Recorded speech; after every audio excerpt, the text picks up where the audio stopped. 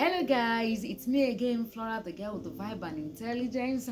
So today we'll be picking up from where we stopped in our last conversation. Remember, this is the Women to Women edition where we address sisterhood from from God's perspective. So the last time we talked about how that we realize that there is a gap between where we are now and where we are going, and so the aim is to understand the gap, define the gap, understand it, and then provide solution in how to fill that gap. So today we are moving to laws of expression. Yes, principle that determines how much of what we carry actually finds voice. Yes, carrying something is one thing, expressing it is another thing. A person can carry 100% capacity and yet leave out only 10%. Imagine, quite unfortunate. Not because the 90% is absent, but because the environment, expectations, and conditioning only allow for 10%. Imagine. Law of environment. So I have like 5 to 6 laws, yeah, but there are more than these 6 laws, but for the sake of time I think I'll just be sharing with us 4, 5, or 6 laws. Yes, law of environment. Expression is limited or expanded by the environment one exists in. If the environment only accommodates a fraction of your potential, that fraction is what will be expressed. You cannot be more than your word makes room for unless you are intentional about it. This law is so powerful. Expression is limited, meaning that your environment determines a lot. It's a great factor in how much of what you carry you get to express in the end. If your environment only accommodates for a fraction of your potential, like the example we cited the other time, let's say you carry 100% and your environment only accommodates for 10%, that means that you cannot express beyond that 10%, no matter how much you carry. So that fraction is what you get to express. You cannot be more than your word makes room for. So unless you're intentional about it and make bigger rooms for yourself, despite the fact that the world is making a smaller room for you according to the system by which it operates by. The next law of repetition. You gradually become what you hear, what you see, and what you accept consistently. Beliefs, words, and societal messages shape your capacity to express. The voice you absorb becomes the voice inside you. At every point in time, in every generation, there's something we call societal messages. For example, in a generation now, things are different. Like we said in our first conversation, that things are different from the way it used to be, the way it was before. At some point in time, women cannot even say they want education because they believe that their role is primarily, being in the kitchen, doing all the domestic works. So it's only men that go to school.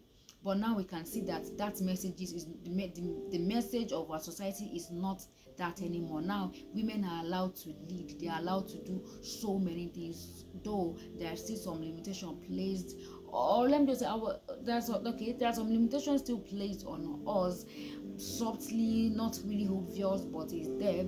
And then at the same time, some of us are used to the system, the way things used to be.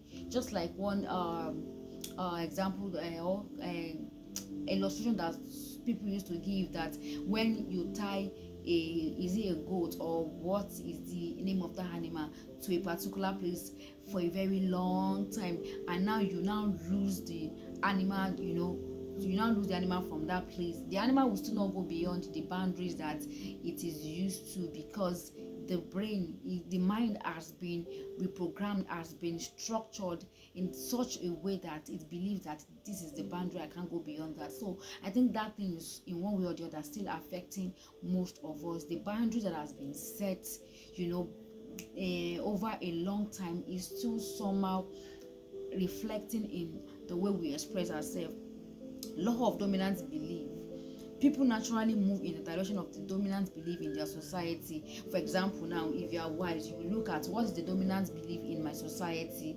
Okay, is it the one that aligns with your visions? Is it the one that limits you? or the ones that make room for you to become whatever it is that you want to become. Because if you are ignorant of this, in every generation there is a dominant belief in the society.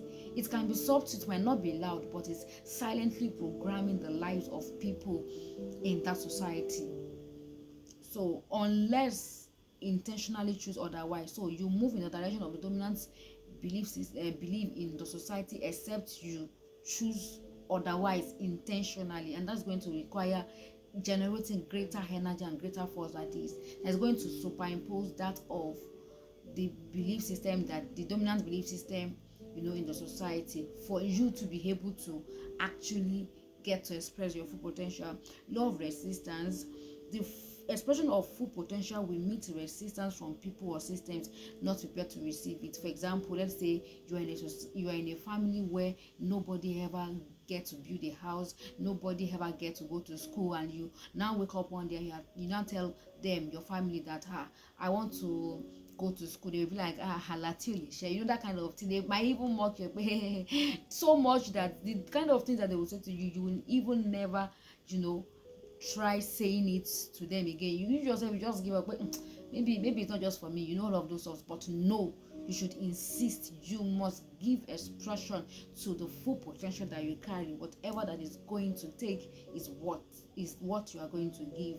So don't be discouraged. It's a law of resistance. You're going to meet resistance by people that are not ready to receive it, by the system, by the society who is not prepared to receive what you carry. But the fact that they are not prepared or ready to receive what you carry doesn't mean that you now shut it in and never get to express it. No. Law of delay: just because something is not expressed now does not mean it is absent. Expression may unfold over time according to readiness and opportunity. For some of us, because we are not seeing certain results, because we are not getting certain results currently, we feel maybe those results is not for us to get that result. Maybe it's not in our destiny to get. For example, now I'm not giving birth to any child because the time for that has not come. Before that time can come, there are processes that I undergo.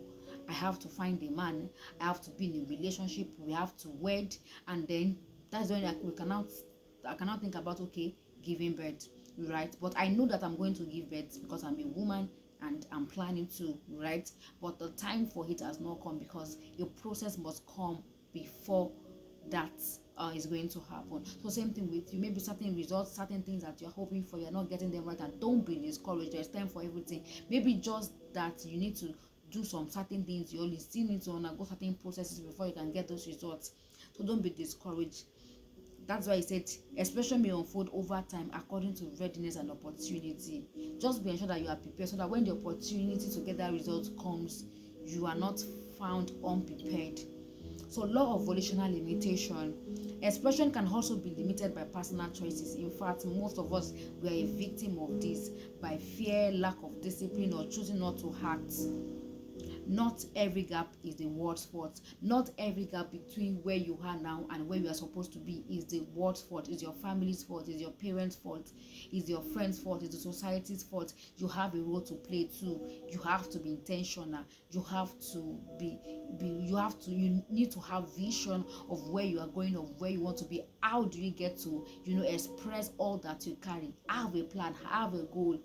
So carrying something is one thing, expressing it is another thing. The distance between both is never accidental. Yes, the distance between what you are carrying currently and you expressing it. The fact that you carry it doesn't mean that you are expressing it. You can carry you carry 100% potential, right? But expressing that 100% potential, expressing it is left to you.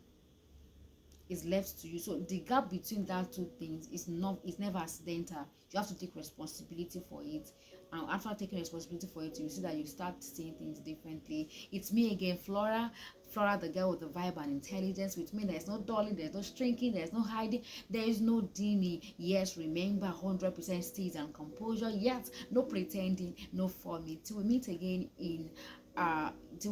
next time. Have a productive day ahead. Bye.